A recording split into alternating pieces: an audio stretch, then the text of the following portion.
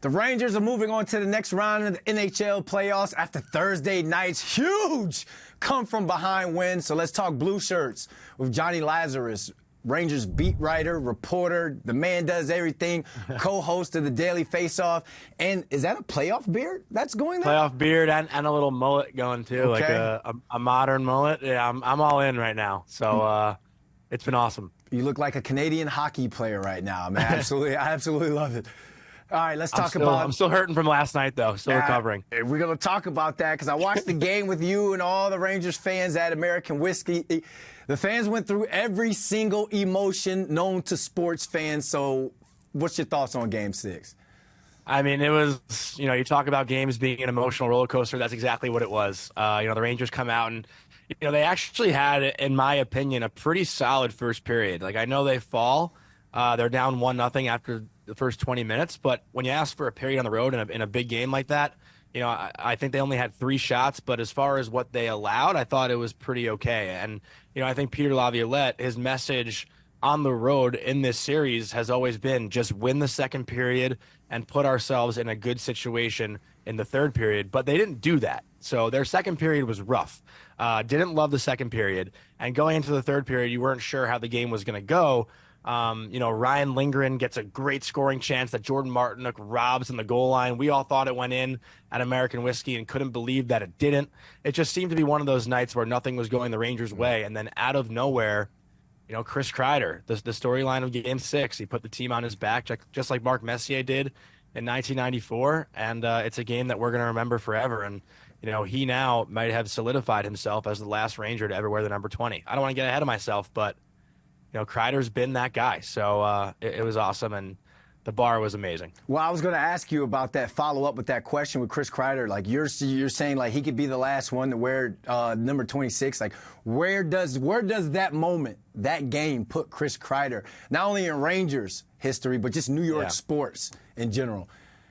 Yeah, 20 is going to the rafters. I think it's easy to say that now. But again, you got to credit the rest of the guys too. Jack Roslovic, who had a really rough Game 5, makes 2 incredible plays to lead to those goals. The first one, he makes a great play along the wall where he kicks the puck back to Mika Zibanejad. Mika throws it on net. Kreider buries the rebound. And then on the go-ahead goal, Roslovic gets the rebound off the boards and then does an interchange move with Ryan Lindgren, and Lindgren makes that great pass on the wraparound to Kreider back door. Like, all of Kreider's goals came from the doorstep, and he was able to put them in, but everyone else around him did the extra work. Kreider just has that goal-scoring touch, but we're looking now at one of the best goal scorers, in Rangers franchise history. I mean, he's been here now for, I think 12 years, but he's basically going to be at the top or own every single scoring record by the time it's all said and done. So I think there's no doubt about it that 20 is going up to the rafters someday in MSG. You mentioned a lot of his teammates and how he is kind of feeding his success is kind of predicated off of some of the great things that they're doing. I think of this team as a complete team. Everybody keeps calling this team a resilient team. Such a cliche term in sports, but so is resilient the word to best describe this squad? I think in a game like that, yes, and perhaps in Game 3 you could say that too.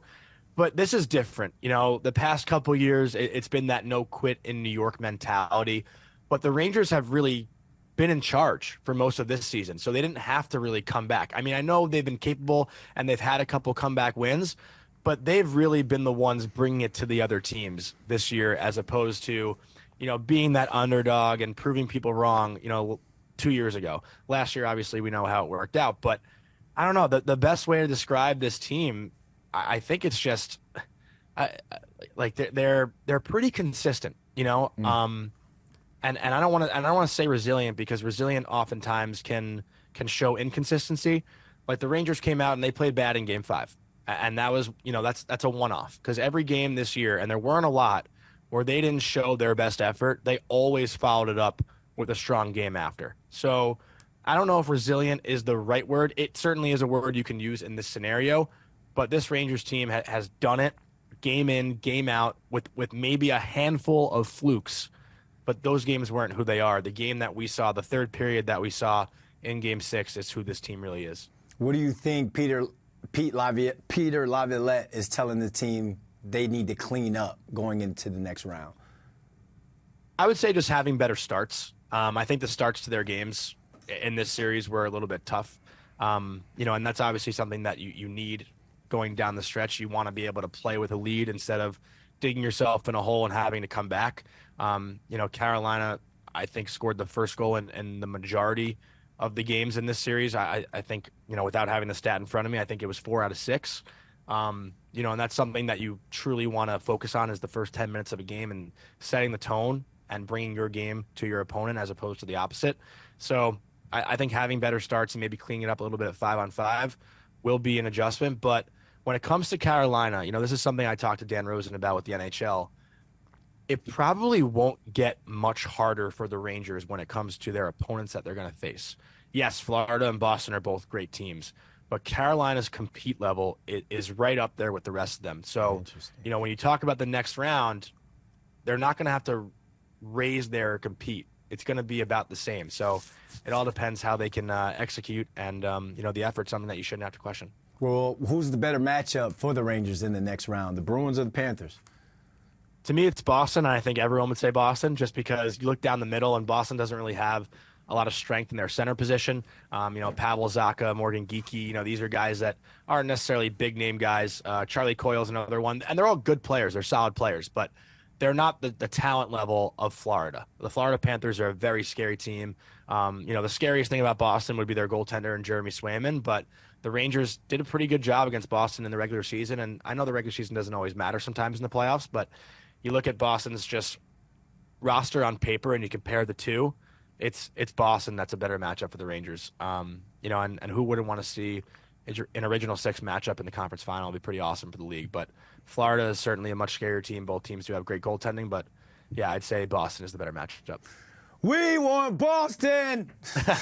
They were chanting that last night. They were chanting that. Man, it was. I mean, the atmosphere at American Whiskey was one thing, but I was looking at your Instagram, the atmosphere at the Garden after. I mean, New York is on fire right now. Tell the people where they can find you, Jay Lazzy.